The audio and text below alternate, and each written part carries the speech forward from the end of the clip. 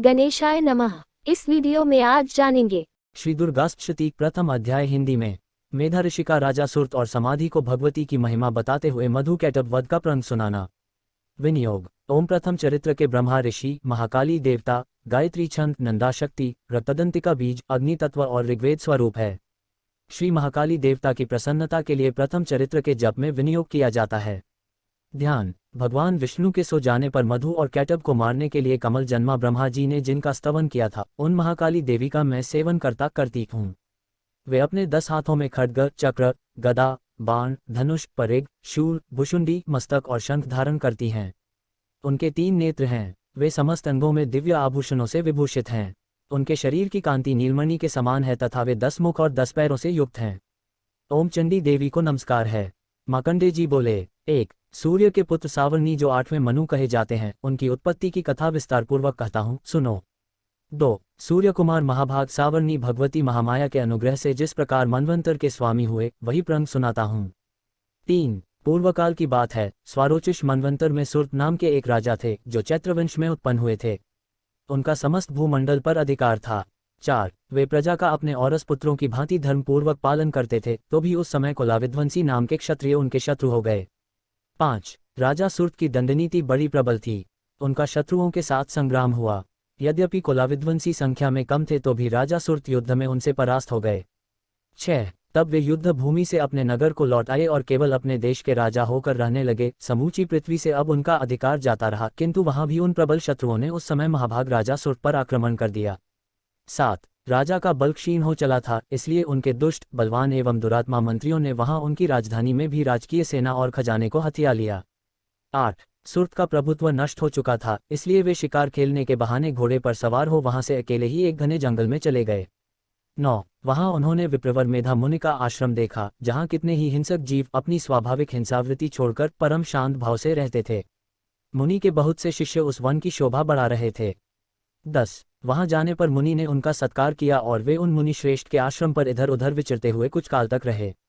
11. फिर ममता से आकृष्ट चित होकर वहां इस प्रकार चिंता करने लगे, पूर्वकाल में मेरे पूर्वजों ने जिसका पालन किया था, वही नगर आज मुझसे रहित है। पता नहीं मेरे दुराचारी भृत्य गण उसकी धर्मपूर्वक रक्षा करते हैं या नहीं। जो सदा मद की वर्षा करने वाला और शूरवीर था, वह मेरा प्रधान हाथी अब शत्रुओं के अधीन होकर न जाने किन भोगों को भोगता होगा। जो लोग मेरी कृपा, धन और भोजन पाने से सदा मेरे पीछे पीछे चलते थे, वे निश्चय ही अब दूसरे राजाओं का अनुसरण करते होंगे।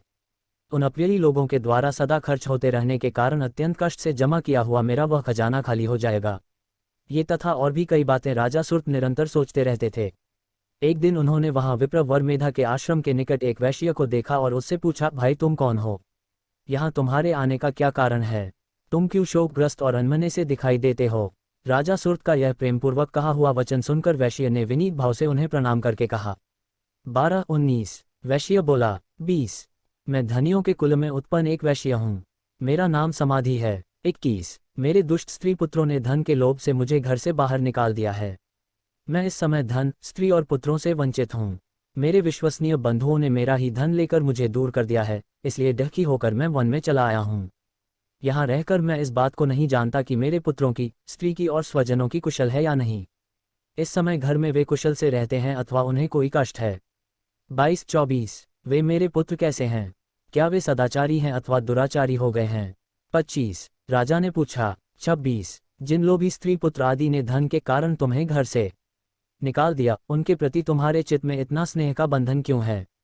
27. - 28. वैश्य बोला। 29. आप मेरे विषय में जैसी बात कहते हैं वह सब ठीक है। 30. किंतु क्या करूं, मेरा मन निष्ठुरता नहीं धारण करता। जिन्होंने धन के लोभ में पड़कर पिता के प्रति स्नेह, पति के प्रति प्रेम तथा आत्मीय जन के प्रति अनुराग को तिलांजलि दे मुझे घर से निकाल दिया है, उन्हीं के प्रति मेरे हृदय में इतना स्नेह है। महामते, गुणहीन बंधुओं के प्रति भी जो मेरा चित्त इस प्रकार प्रेम मग्न हो रहा है, यह क्या है, इस बात को मैं जानकर भी नहीं जान पाता। उनके लिए मैं लंबी सांसें ले रहा हूं और मेरा हृदय अत्यंत दहकित हो रहा है। 31. 33. उन लोगों में प्रेम का सर्वथा अभाव है, तो भी उनके प्रति जो मेरा मन निष्ठुर नहीं हो पाता, इसके लिए क्या करूं? 34. मार्कंडेय जी कहते हैं। 35. तदनंतर राजाओं में श्रेष्ठ सुरत और वह समाधि नामक वैश्य दोनों साथ साथ मेधा मुनि की सेवा में उपस्थित हुए और उनके साथ यथा योग्य न्यायानुकूल विनयपूर्ण बर्ताव करके बैठे। तत्पश्चात वैश्य और राजा ने कुछ वार्तालाप आरंभ किया। 36-38 राजा ने कहा। 39 मैं आपसे एक बात पूछना चाहता हूँ, उसे बताइए। 40 मेरा चित्त अपने अधीन न होने के कारण वह बात मेरे मन को बहुत दर्द देती है। जो राज्य मेरे हाथ से चला गया है उसमें और उसके संपूर्ण अंगों में मेरी ममता बनी हुई है। 41 मुनिश्रेष्ठ, यह जानते हुए भी कि वह अब मेरा नहीं है, अज्ञानी की भांति मुझे उसके लिए डक होता है। यह क्या है? इधर यह वैश्य भी घर से अपमानित होकर आया है। इसके पुत्र, स्त्री और भृत्यों ने इसे छोड़ दिया है। 42 स्वजनों ने भी इसका परित्याग कर दिया है, तो भी यह उनके प्रति अत्यंत हार्दिक स्नेह रखता है। इस प्रकार यह तथा मैं दोनों ही बहुत दुखी हैं। 43 जिसमें प्रत्यक्ष दोष देखा गया है उस विषय के लिए भी हमारे मन में ममताजनित आकर्षण पैदा हो रहा है।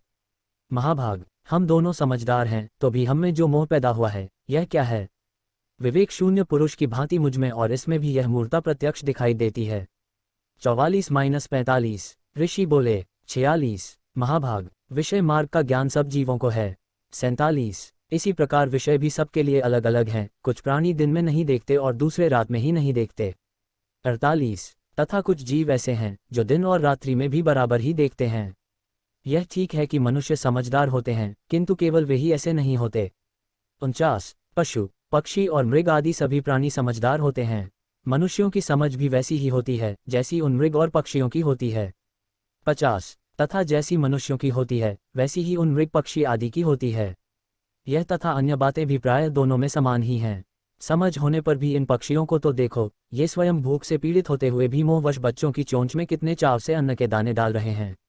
नरश्रेष्ठ, क्या तुम नहीं देखते कि ये मनुष्य समझदार होते हुए भी लोभवश अपने किए हुए उपकार का बदला पाने के लिए पुत्रों की अभिलाषा करते हैं? यद्यपि उन सब में समझ की कमी नहीं है, तथापि वे संसार की स्थिति, जन्म मरण की परंपरा बनाए रखने वाले भगवती महामाया के प्रभाव द्वारा ममता में भंवर से युक्त मोह के गहरे गर्त में गिराए गए हैं। इसलिए इसमें आश्चर्य नहीं करना चाहिए। जगदीश्वर भगवान विष्णु की योग निद्रारूपा जो भगवती महामाया हैं, उन्हीं से यह जगत मोहित हो रहा है। वे भगवती महामाया देवी ज्ञानियों के भी चित्त को बलपूर्वक खींचकर मोह में डाल देती हैं।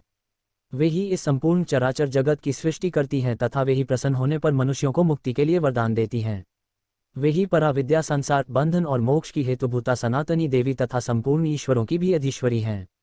51-58 राजा ने पूछा। 59 जिन्हें आप महामाया कहते हैं वे देवी कौन हैं? उनका आविर्भाव कैसे हुआ तथा उनके चरित्र कौन कौन हैं? ब्रह्मवेताओं में श्रेष्ठ महर्षि, उन देवी का जैसा प्रभाव हो, जैसा स्वरूप हो और जिस प्रकार प्रादुर्भाव हुआ हो, वह सब मैं आपके मुख से सुनना चाहता हूँ। 60-62 ऋषि बोले। 63 वास्तव में तो वे देवी नित्य स्वरूपा ही हैं। संपूर्ण जगत उन्हीं का रूप है तथा उन्होंने समस्त विश्व को व्याप्त कर रखा है, तथापि उनका प्राकट्य अनेक प्रकार से होता है। वह मुझसे सुनो। यद्यपि वे नित्य और अजन्मा हैं, तथापि जब देवताओं का कार्य सिद्ध करने के लिए प्रकट होती हैं, उस समय लोक में उत्पन्न हुई कहलाती हैं। कल्प के अंत में जब संपूर्ण जगत एक कार्णव में निमग्न हो रहा था और सबके प्रभु भगवान विष्णु शेषनाग की शैया बिछाकर योग निद्रा का आश्रय ले सो रहे थे, उस समय उनके कानों के मैल से 2 भयंकर असुर उत्पन्न हुए जो मधु और कैटब के नाम से विख्यात थे। वे दोनों ब्रह्माजी का वध करने को तैयार हो गए। भगवान विष्णु के नाभि कमल में विराजमान प्रजापति ब्रह्माजी ने जब उन दोनों भयानक असुरों को अपने पास आया और को सोया हुआ देखा, तब एकाग्रचित होकर उन्होंने भगवान विष्णु को जगाने के लिए उनके नेत्रों में निवास करने वाली योग निद्रा का स्तवन आरंभ किया। जो इस विश्व की अधीश्वरी, जगत को धारण करने वाली, संसार का पालन और संहार करने वाली तथा तेज स्वरूप भगवान विष्णु की अनुपम शक्ति हैं, उन्हीं भगवती निद्रा देवी की भगवान ब्रह्मा स्तुति करने लगे। 64-71 ब्रह्माजी ने कहा। 72 देवी, तुम ही स्वाहा, तुम ही स्वधा और तुम ही वष्टकार हो। स्वर भी तुम्हारे ही स्वरूप हैं। तुम ही जीवन दायिनी सुधा हो। नित्य अक्षर प्रणव में अकार, ओकार, मकार इन 3 मात्राओं के रूप में तुम ही स्थित हो, तथा इन 3 मात्राओं के अतिरिक्त जो बिंदुरूपा नित्य अर्धमात्रा है, जिसका विशेष रूप से उच्चारण नहीं किया जा सकता, वह भी तुम ही हो। देवी, तुम ही संध्या, सावित्री तथा परम जननी हो। देवी, तुम ही इस विश्व ब्रह्मांड को धारण करती हो। तुमसे ही इस जगत की सृष्टि होती है, तुम ही से इसका पालन होता है और सदा तुम ही कल्प के अंत में सबको अपना ग्रास बना लेती हो। जगन्मयी देवी, इस जगत की उत्पत्ति के समय तुम सृष्टि रूपा हो, पालन काल में स्थिति रूपा हो तथा कल्पांत के समय संहार रूप धारण करने वाली हो। तुम ही महाविद्या, महामाया, महामेधा, महास्मृति, महामोहरूपा, महादेवी और महासुरी हो। तुम ही तीनों गुणों को उत्पन्न करने वाली सबकी प्रकृति हो। भयंकर कालरात्रि, महारात्रि और मोहरात्रि भी तुम ही हो। तुम ही श्री, तुम ही ईश्वरी, तुम ही ह्री और तुम ही बोधस्वरूपा बुद्धि हो। लज्जा, पुष्टि, तुष्टि, शांति और क्षमा भी तुम ही हो। तुम खड्गधारिणी, शूलधारिणी, घोररूपा तथा गदा, चक्र, शंख और धनुष धारण करने वाली हो। बाण, भुशुंडी और परिग ये भी तुम्हारे अस्त्र हैं। तुम सौम्य और सौम्यतर हो। इतना ही नहीं, जितने भी सौम्य एवं सुंदर पदार्थ हैं उन सब की अपेक्षा तुम अत्यधिक सुंदरी हो। पर और अपर सबसे परे रहने वाली परमेश्वरी तुम ही हो। सर्वस्वरूपे देवी, कहीं भी सतसतरूप जो कुछ वस्तुएं हैं और उन सब की जो शक्ति है वह तुम ही हो। ऐसी अवस्था में तुम्हारी स्तुति क्या हो सकती है? जो इसकी सृष्टि, पालन और संहार करते हैं उन भगवान को भी जब तुमने निद्रा के अधीन कर दिया है तब तुम्हारी स्तुति करने में यहाँ कौन समर्थ हो सकता है?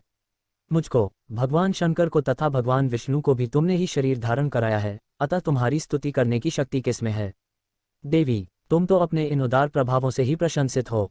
ये जो दोनों दुर्धर्ष असुर मधु और कैटभ हैं इनको मोह में डाल दो और जगदीश्वर भगवान विष्णु को शीघ्र ही जगा दो। साथ ही इनके भीतर इन दोनों महान असुरों को मार डालने की बुद्धि उत्पन्न कर दो। 73-87 ऋषि कहते हैं 88 जब ब्रह्मा जी ने वहां मधु और कैटभ को मारने के उद्देश्य से भगवान विष्णु को जगाने के लिए तमोगुण की अधिष्ठात्री देवी योगनिद्रा की इस प्रकार स्तुति की, तब वे के नेत्र, मुख, नासिका, बाहु, हृदय और वक्षस्थल से निकलकर अव्यक्त जन्मा ब्रह्मा जी की दृष्टि के समक्ष खड़ी हो गईं। योगनिद्रा से मुक्त होने पर जगत के स्वामी भगवान जनार्दन उस एकार्णव के जल में शेषनाग की शैया से जाग उठे। फिर उन्होंने उन दोनों असुरों को देखा। वे दुरात्मा मधु और कैटभ अत्यंत बलवान तथा पराक्रमी थे और क्रोध से लाल आंखें किए ब्रह्मा जी को खा जाने के लिए उद्योग कर रहे थे। तब भगवान श्रीहरि ने उठकर उन दोनों के साथ 5000 वर्षों तक केवल बाहु युद्ध किया। वे दोनों भी अत्यंत बल के कारण उन्मत्त हो रहे थे। इधर महामाया ने भी उन्हें मोह में डाल रखा था, इसलिए वे भगवान विष्णु से कहने लगे, हम तुम्हारी वीरता से संतुष्ट हैं, तुम हम लोगों से कोई वर मांगो।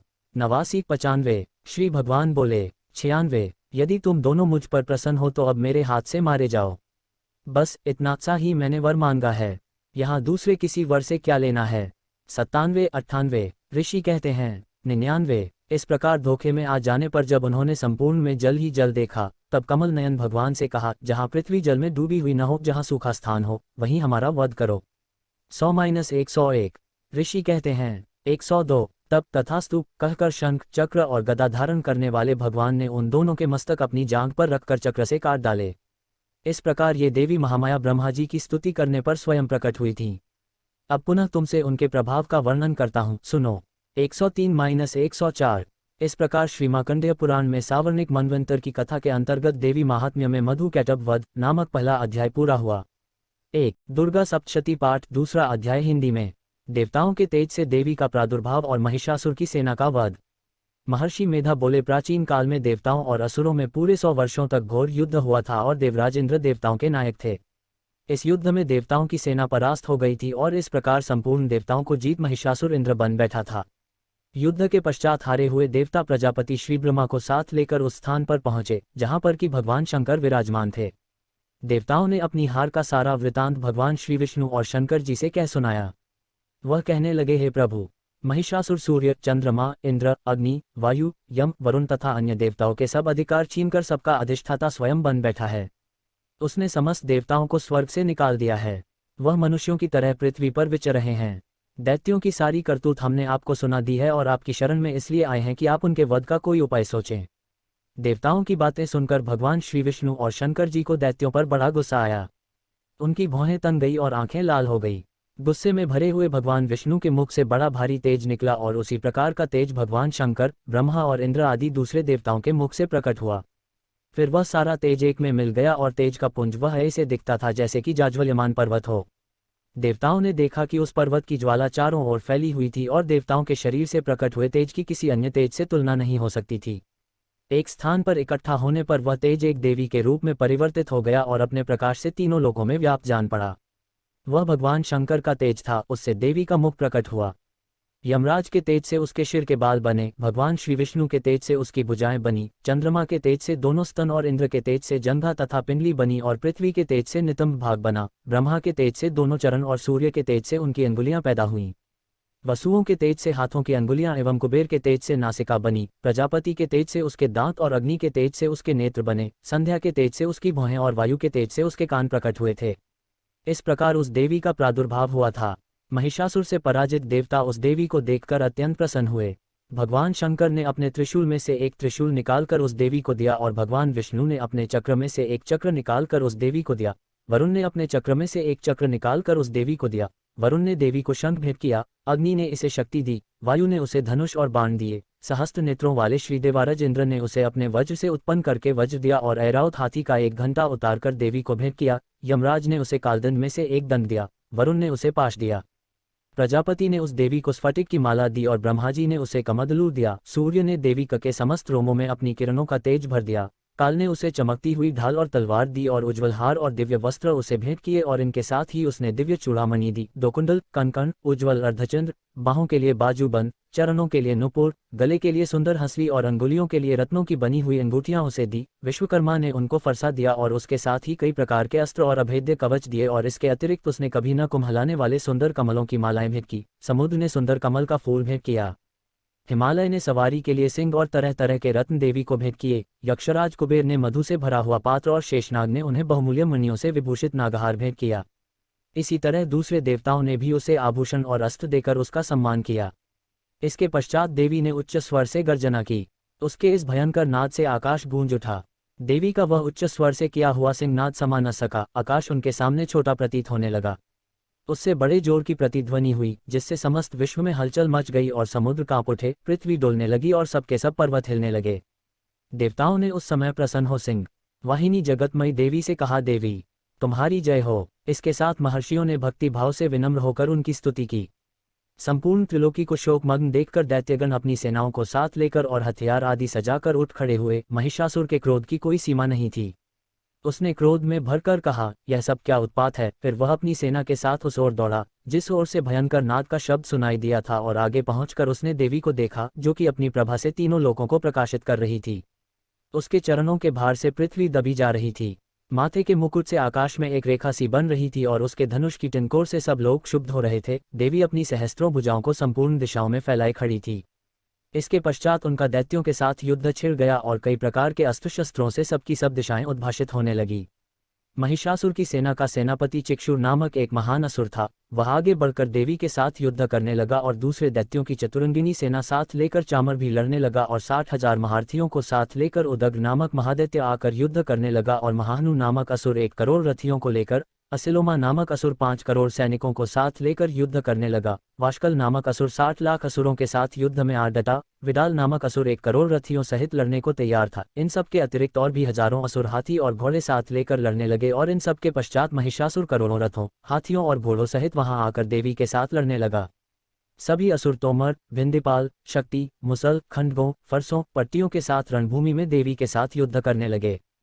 कई शक्तियां फेंकने लगे और कोई अन्य शस्त्रादि। इसके पश्चात सबके सब दैत्य अपनी अपनी तलवारें हाथों में लेकर देवी की ओर दौड़े और उसे मार डालने का उद्योग करने लगे। मगर देवी ने क्रोध में भरकर खेल ही खेल में उनके सब अस्त्रों शस्त्रों को काट दिया। इसके पश्चात ऋषियों और देवताओं ने देवी की स्तुति आरंभ कर दी और वह प्रसन्न होकर असुरों के शरीरों पर अस्त्र शस्त्रों की वर्षा करती रही। देवी का वाहन भी क्रोध में भरकर दैत्य सेना में इस प्रकार विचरने लगा जैसे कि वन में दावानल फैल रहा हो। युद्ध करती हुई देवी ने क्रोध में भर जितने श्वासों को छोड़ा वह तुरंत ही सैकड़ों हजारों गणों के रूप में परिवर्तित हो गए। फरसे, भिंदीपाल, खड्ग तथा पट्टिश इत्यादि अस्त्रों के साथ दैत्यों से युद्ध करने लगे। देवी की शक्ति से बड़े हुए वह गण दैत्यों का नाश करते हुए ढोल, शंख व मृदंग आदि बजा रहे थे। तदनंतर देवी ने त्रिशूल, गदा, शक्ति, खड्ग इत्यादि से सहस्त्रों असुरों को मार डाला।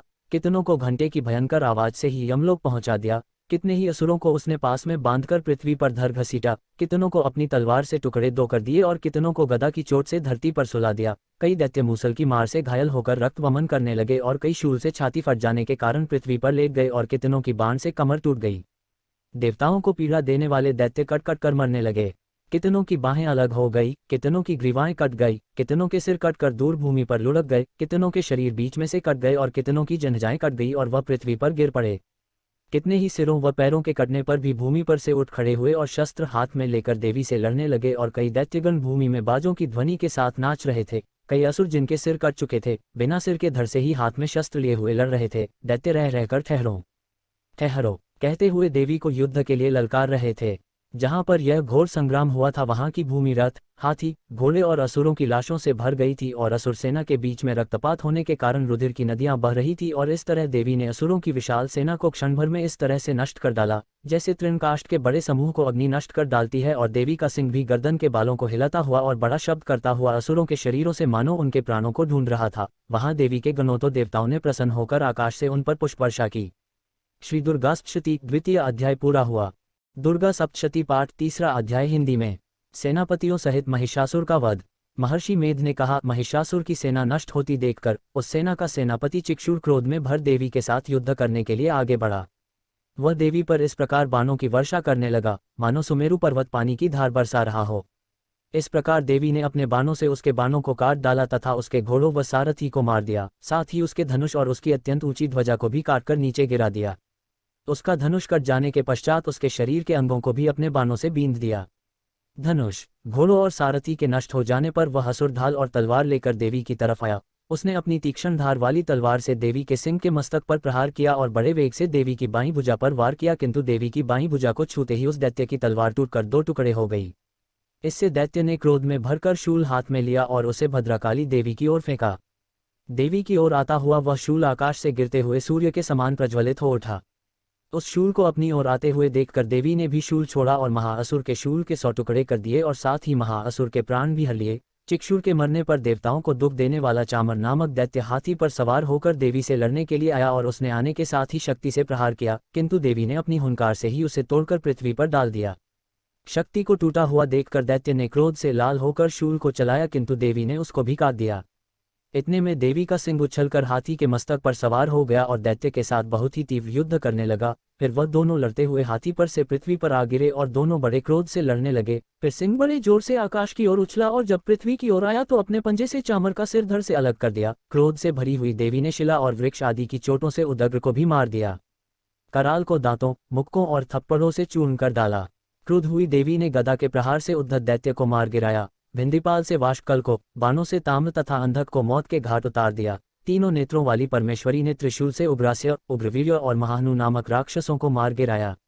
उसने अपनी तलवार से विडाल नामक दैत्य का सिर काट डाला तथा अपने बाणों से दुर्धर और दुर्मुख राक्षसों को यमलोक को पहुंचा दिया। इस प्रकार जब महिषासुर ने देखा कि देवी ने मेरी सेना को नष्ट कर दिया है तो वह भैंसे का रूप धारण कर देवी के गणों को दुख देने लगा। उन गणों में कितनों को उसने मुख के प्रहार से, कितनों को खुरों से, कितनों को पूंछ से, कितनों को सींगों से, बहुतों को दौड़ाने के वेग से, अनेकों को सिंहनाद से, कितनों को चक्कर देकर और कितनों को श्वास वायु के झोंकों से पृथ्वी पर गिरा दिया। वह दैत्य इस प्रकार गणों की सेना को गिरा देवी के सिंह को मारने के लिए दौड़ा। इस पर देवी को बड़ा गुस्सा आया।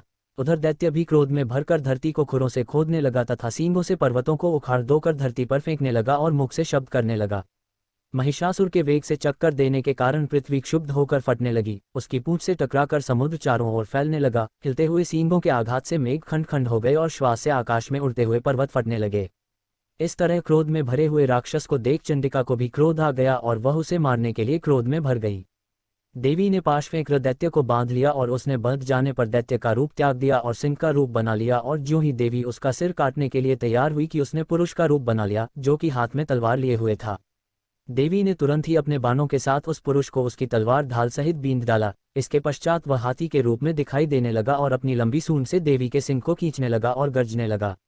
देवी ने अपनी तलवार से उसकी सूंड काट डाली। तब राक्षस ने एक बार फिर भैंसे का रूप धारण कर लिया और पहले की तरह चराचर जीवों सहित समस्त त्रिलोकी को व्याकुल करने लगा। इसके पश्चात क्रोध में भरी हुई देवी बारंबार उत्तम मधु का पान करने लगी और लाल लाल नेत्र करके हंसने लगी। उधर बलवीर्य तथा मद से क्रुद्ध हुआ दैत्य भी गरजने लगा। अपने सींगों से देवी पर पर्वतों को फेंकने लगा।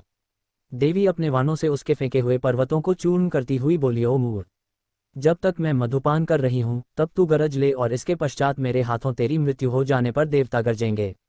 महर्षि मेधा ने कहा। यों कहकर देवी उछलकर उस दैत्य पर जा चढ़ी और उसको अपने पैर से दबाकर शूल से उसके गले पर आघात किया। देवी के पैर से दबने पर भी दैत्य अपने दूसरे रूप से अपने मुख से बाहर होने लगा। अभी वह आधा ही बाहर निकला था कि देवी ने अपने प्रभाव से उसे रोक दिया। जब वह आधा निकला हुआ ही दैत्य युद्ध करने लगा तो देवी ने अपनी तलवार से उसका सिर काट दिया।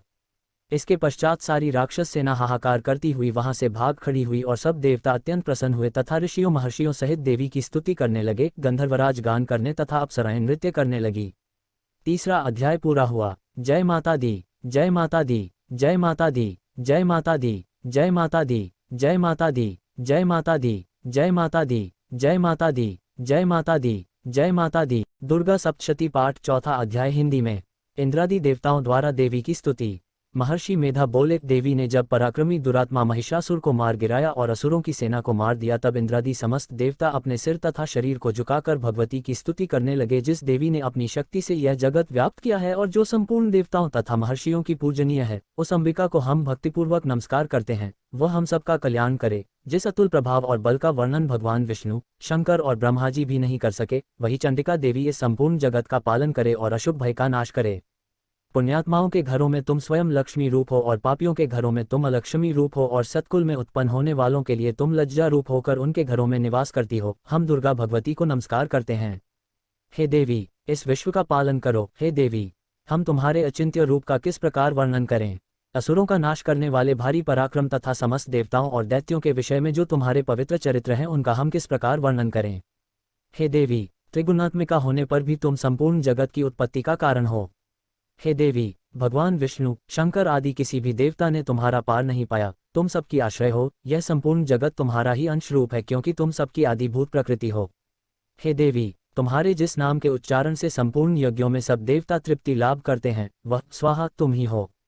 इसके अतिरिक्त तुम पितरों की तृप्ति का कारण हो, इसलिए सब आपको स्वधा कहते हैं। हे देवी, वह विद्या जो मोक्ष को देने वाली है, जो अचिंत्य महाज्ञान स्वरूपा है, तत्वों के सार को वश में करने वाले, संपूर्ण दोषों को दूर करने वाले, मोक्ष की इच्छा वाले मुनिजन जिसका अभ्यास करते हैं, वह तुम ही हो। तुम वाणी रूप हो और दोष रहित ऋग तथा यजुर्वेदों की एवं उद्गीत और सुंदर पदों के पाठ वाले सामवेद की आश्रय रूप हो। तुम भगवती हो। इस विश्व की उत्पत्ति एवं पालन के लिए तुम वार्ता के रूप में प्रकट हुई हो, और तुम संपूर्ण संसार की पीड़ा हरने वाली हो। हे देवी, जिससे सारे शास्त्रों को जाना जाता है, वह मेधाशक्ति तुम ही हो, और दुर्गम भवसागर से पार करने वाली नौ भी तुम ही हो।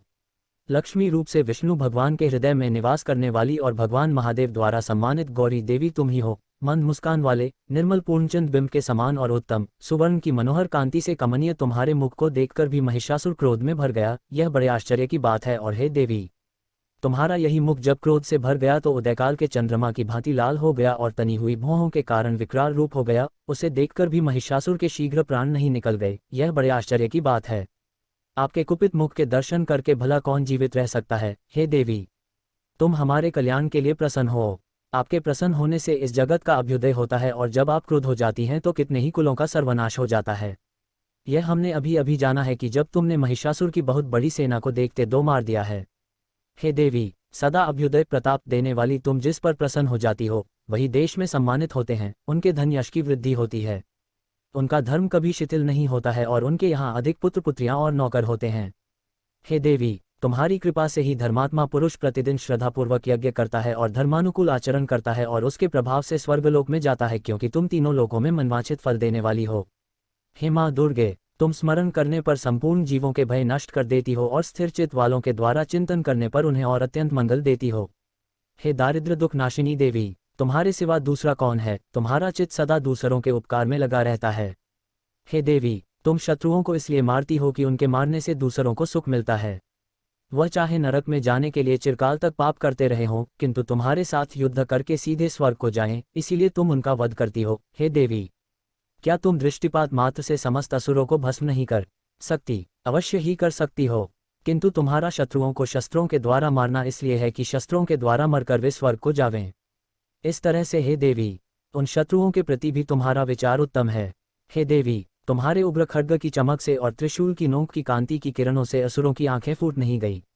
उसका कारण यह था कि वे किरणों से शोभायमान तुम्हारे चंद्रमा के समान आनंद प्रदान करने वाले सुंदर मुख को देख रहे थे। हे देवी, तुम्हारा शील बुरे वृतांत को दूर करने वाला है, और सबसे अधिक तुम्हारा रूप है, जो न तो कभी चिंतन में आ सकता है और न जिसकी दूसरों से कभी तुलना ही हो सकती है। तुम्हारा बल व पराक्रम शत्रुओं का नाश करने वाला है। इस तरह तुमने शत्रुओं पर भी दया प्रकट की है। हे देवी, तुम्हारे बल की किसके साथ बराबरी की जा सकती है, तथा शत्रुओं को भय देने वाला इतना सुंदर रूप भी और किसका है। हृदय में कृपा और युद्ध में निष्ठुरता, यह दोनों बातें तीनों लोकों में केवल तुम ही में देखने में आई है। हे माता, युद्ध भूमि में शत्रुओं को मारकर तुमने उन्हें स्वर्ग लोक में पहुंचाया है। इस तरह तीनों लोकों की तुमने रक्षा की है, तथा उन उन्मत्त असुरों से जो हमें भय था उसको भी तुमने दूर किया है। तुमको हमारा नमस्कार है। हे देवी, तुम शूल तथा खड्ग से हमारी रक्षा करो, तथा घंटे की ध्वनि और धनुष की टिनकोर से भी हमारी रक्षा करो। हे चंडिके, आप अपने शूल को घुमाकर पूर्व, पश्चिम, उत्तर तथा दक्षिण दिशा में हमारी रक्षा करो। तीनों लोकों में जो तुम्हारे सौम्य रूप हैं तथा घोर रूप हैं, उनसे हमारी रक्षा करो तथा इस पृथ्वी की रक्षा करो।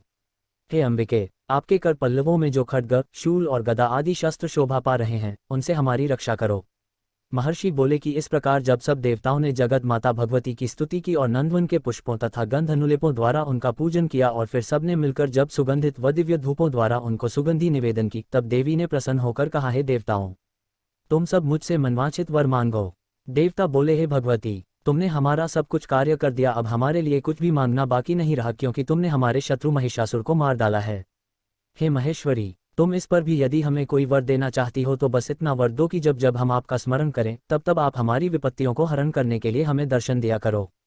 हे अंबिके, जो कोई भी तुम्हारी स्तुति करे तुम उनको वित्त समृद्धि और वैभव देने के साथ ही उनके धन और स्त्री आदि संपत्ति बढ़ावे और सदा हम पर प्रसन्न रहें। महर्षि बोले, हे राजन, देवताओं ने जब जगत के लिए तथा अपने लिए इस प्रकार प्रश्न किया तो बस तथास्तु कहकर देवी अंतर्धान हो गई। हे भूप, जिस प्रकार तीनों लोकों का हित चाहने वाली यह भगवती देवताओं के शरीर से उत्पन्न हुई थी, वह सारा वृतांत मैंने तुझसे कह दिया है। और इसके पश्चात दुष्टसुरों तथा शुंभ निशुंभ का वध करने और सब लोगों की रक्षा करने के लिए जिस प्रकार गौरी देवी के शरीर से उत्पन्न हुई थी, वह सारा वृतांत मैं यथावत वर्णन करता हूँ। दुर्गा सप्तशती पाठ, चौथा अध्याय पूरा हुआ। जय माता दी, जय माता दी, जय माता दी, जय माता दी, जय माता दी, जय माता दी, जय माता दी, जय माता दी, जय माता दी, जय माता दी, जय माता दी। दुर्गा सप्तशती पाठ, पांचवां अध्याय हिंदी में। देवताओं द्वारा देवी की स्तुति। महर्षि मेधा ने कहा, पूर्व काल में शुंभ निशुंभ नामक असुरों ने अपने बल के मद से इंद्र का त्रिलोकी का राज्य और यज्ञों के भाग छीन लिए, और वह दोनों इसी प्रकार सूर्य, चंद्रमा, धर्मराज और वरुण के अधिकार भी छीनकर स्वयं ही उनका उपयोग करने लगे। वायु और अग्नि का कार्य भी वही करने लगे, और इसके पश्चात उन्होंने जिन देवताओं का राज्य छीना था उनको अपने अपने स्थान से निकाल दिया। इस तरह से अधिकार छिने हुए दैत्यों तथा दैत्यों द्वारा निकाले हुए देवता अपराजिता देवी का स्मरण करने लगे कि देवी ने हमको वर दिया था कि मैं तुम्हारी संपूर्ण विपत्तियों को नष्ट करके रक्षा करूंगी। ऐसा विचार कर सब देवता हिमालय पर गए और भगवती विष्णु माया की स्तुति करने लगे। देवताओं ने कहा, देवी को नमस्कार है, शिव को नमस्कार है, प्रकृति और भद्रा को नमस्कार है। हम लोग रौद्र, नित्या और गौरी को नमस्कार करते हैं। ज्योत्सनामयी, चंद्ररूपिणी व सुखरूपा देवी को निरंतर नमस्कार है। शरणागतों का कल्याण करने वाली वृद्धि और सिद्धिरूपा देवी को हम बार 2 नमस्कार करते हैं। और नैऋति, राजाओं की लक्ष्मी तथा सर्वाणी को नमस्कार है। दुर्गा को, दुर्ग स्थलों को पार करने वाली दुर्गपारा को, सारा, सर्वकारिणी, ख्याति कृष्ण और भूम्र देवी को सदैव नमस्कार है। अत्यंत सौम्य तथा अत्यंत रौद्ररूपा को हम नमस्कार करते हैं, उन्हें हमारा बारंबार प्रणाम है। जगत की आधारभूत कृति देवी को बार बार नमस्कार करते हैं। जिस देवी को प्राणी मात्र विष्णु माया कहते हैं उसको नमस्कार है, उसको नमस्कार है, उसको नमस्कार है। जो देवी संपूर्ण प्राणियों में चेतना कहलाती है उसको नमस्कार है, उसको नमस्कार है, उसको नमस्कार है। जो देवी संपूर्ण प्राणियों में बुद्धि रूप से स्थित है उसको नमस्कार है, उसको नमस्कार है, उसको नमस्कार है। जो देवी सब प्राणियों में निद्रा रूप से विराजमान है उसको नमस्कार है, उसको नमस्कार है, उसको नमस्कार है। जो देवी संपूर्ण प्राणियों में क्षुधा रूप से विराजमान है उसको नमस्कार है, उसको नमस्कार है, उसको नमस्कार है। जो देवी संपूर्ण प्राणियों में छाया रूप से स्थित है उसको नमस्कार है, उसको नमस्कार है, उसको नमस्कार है। जो देवी सब प्राणियों में शक्ति रूप से स्थित है उसको नमस्कार है, उसको नमस्कार है, उसको नमस्कार है। जो देवी संपूर्ण प्राणियों में तृष्णा रूप से स्थित है उसको नमस्कार है, उसको नमस्कार है, उसको नमस्कार है। जो देवी सब प्राणियों में शांति रूप से स्थित है उसको नमस्कार है, उसको नमस्कार है, उसको नमस्कार है। जो देवी सब प्राणियों में जाति रूप से स्थित है उसको नमस्कार है, उसको नमस्कार है, उसको नमस्कार है। जो देवी सब प्राणियों में लज्जा रूप से स्थित है उसको नमस्कार है, उसको नमस्कार है, उसको नमस्कार है। जो देवी संपूर्ण प्राणियों में श्रद्धा रूप से स्थित है उसको नमस्कार है, उसको नमस्कार है, उसको नमस्कार है। जो देवी संपूर्ण प्राणियों में कांति रूप से स्थित है, जो देवी सब प्राणियों में लक्ष्मी रूप से स्थित है उसको नमस्कार है, उसको नमस्कार है, उसको नमस्कार है। जो देवी संपूर्ण प्राणियों में वृत्ति रूप से स्थित है उसको नमस्कार है, उसको नमस्कार है, उसको नमस्कार है। जो देवी सब प्राणियों में स्मृति रूप से विराजमान है उसको नमस्कार है, उसको नमस्कार है, उसको नमस्कार है। जो देवी सब प्राणियों में दया रूप से स्थित है वह उसको नमस्कार है, उसको नमस्कार है। जो देवी सब प्राणियों में तुष्टि रूप से स्थित है उसको नमस्कार है, उसको नमस्कार है, उसको नमस्कार है। जो देवी संपूर्ण प्राणियों में मातृ रूप से स्थित है उसको नमस्कार है, उसको नमस्कार है, उसको नमस्कार है। जो देवी संपूर्ण प्राणियों में भ्रांति रूप से स्थित है उसको नमस्कार है, उसको नमस्कार है, उसको नमस्कार है। जो देवी संपूर्ण प्राणियों में नित्य व्याप्त रहती है उसको नमस्कार है, उसको नमस्कार है, उसको नमस्कार है। जो देवी चैतन्य रूप से इस संपूर्ण संसार को व्याप्त करके स्थित है उसको नमस्कार है, उसको नमस्कार है, उसको नमस्कार है।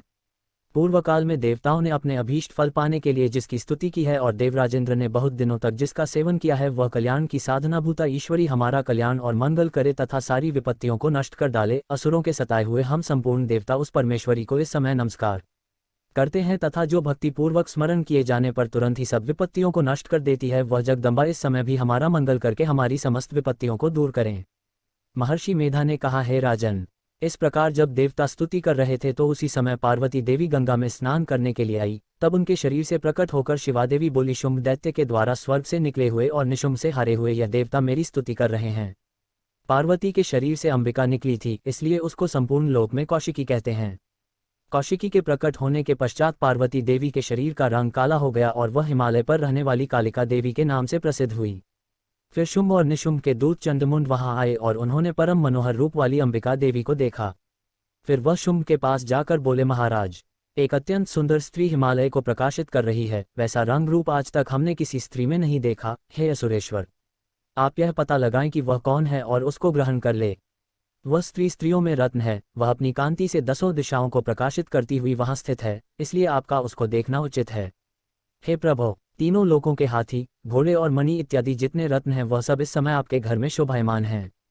हाथियों में रत्न रूप ऐरावत हाथी और उच्चश्रवा नामक घोड़ा तो आप इंद्र से ले आए हैं। हंसों द्वारा जुता हुआ विमान जो कि ब्रह्मा जी के पास था अब भी आपके पास है, और यह महापद्म नामक खजाना आपने कुबेर से छीना है।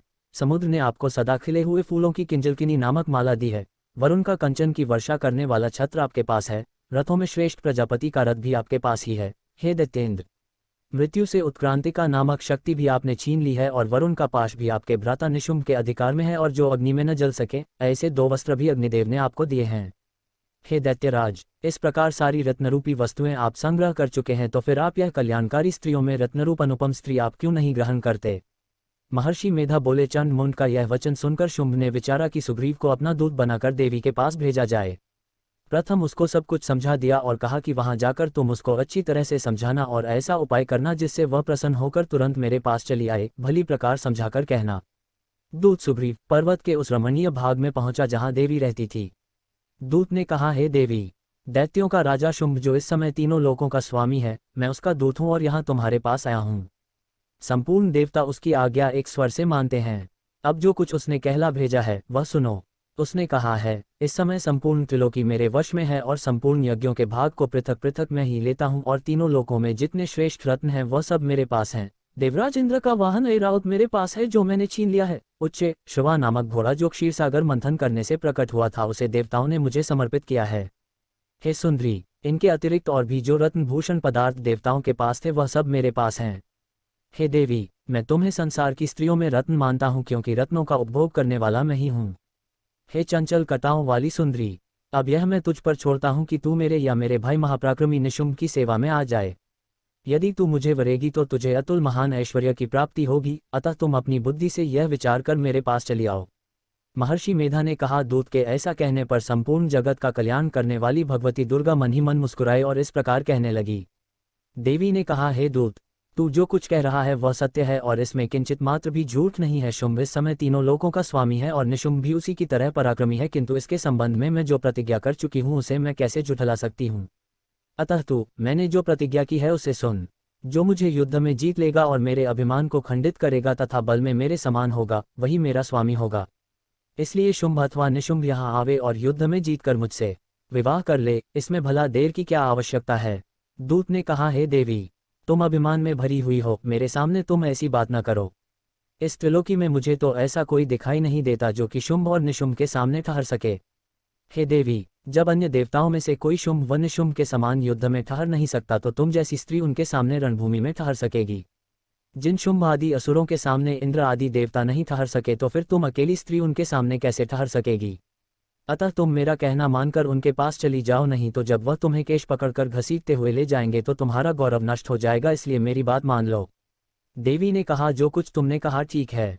शुंभ और निशुंभ बड़े बलवान है, लेकिन मैं क्या कर सकती हूँ क्योंकि मैं बिना विचारे प्रतिज्ञा कर चुकी हूँ। इसलिए तुम जाओ और मैंने जो कुछ भी कहा है वह सब आदरपूर्वक असुरेंद्र से कह दो। इसके पश्चात जो वह उचित समझे करें। दुर्गा सप्तशती पाठ 5वां अध्याय पूरा हुआ। जय माता दी। जय माता दी, जय माता दी, जय माता दी, जय माता दी, जय माता दी, जय माता दी, जय माता दी, जय माता दी, जय माता दी, जय माता दी। दुर्गा सप्तशती पाठ छठा अध्याय हिंदी में। धूम्रलोचन वध। महर्षि वृतांत उसे कह सुनाया। दूत की बात सुन असुरेंद्र के क्रोध का पारावर न रहा और उसने अपने सेनापति धूम्रलोचन से कहा, धूम्रलोचन, तुम अपनी सेना सहित शीघ्र वहां जाओ और उस दुष्टा के केशों को पकड़कर उसे घसीटते हुए यहाँ ले आओ। यदि उसकी रक्षा के लिए कोई दूसरा खड़ा हो, चाहे वह देवता, यक्ष अथवा गंधर्व ही क्यों न हो, उसको तुम अवश्य मार डालना। महर्षि मेधा ने कहा। शुंभ के इस प्रकार आज्ञा देने पर धूम्रलोचन 60,000 राक्षसों की सेना को साथ लेकर वहां पहुंचा और देवी को देख ललकार कर कहने लगा, अरे तू अभी शुंभ और निशुंभ के पास चल। यदि तू प्रसन्नता पूर्वक मेरे साथ न चलेगी तो मैं तेरे केशों को पकड़ घसीटता हुआ तुझे ले चलूंगा। देवी बोली, असुरेंद्र का भेजा हुआ तेरे जैसा बलवान यदि बलपूर्वक मुझे ले जावेगा तो ऐसी दशा में मैं तुम्हारा कर ही क्या सकती हूँ। महर्षि मेधा ने कहा। ऐसा कहने पर धूम्रलोचन उसकी ओर लपका, किंतु देवी ने उसे अपनी हुंकार से ही भस्म कर डाला। यह देखकर असुर सेना क्रुद्ध होकर देवी की ओर बढ़ी, परंतु अंबिका ने उन पर तीखे बाणों, शक्तियों तथा फरसों की वर्षा आरंभ कर दी। इतने में देवी का वाहन भी अपनी ग्रीवा के बालों को झटकता हुआ और बड़ा भारी शब्द करता हुआ असुर सेना में कूद पड़ा। उसने कई असुर अपने पंजों से, कई अपने जबड़ों से और कई को धरती पर पटककर अपनी दाढ़ों से घायल करके मार डाला। उसने कई असुरों के अपने नख से पेट फाड़ डाले और कई असुरों का तो केवल थप्पड़ मारकर सिर धड़ से अलग कर दिया।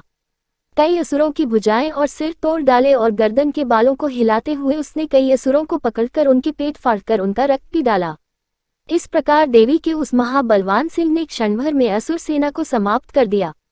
शुंभ ने जब यह सुना कि देवी ने धूम्रलोचन असुर को मार डाला है और उसके सिंह ने सारी सेना का संहार कर डाला है, तब उसको बड़ा क्रोध आया।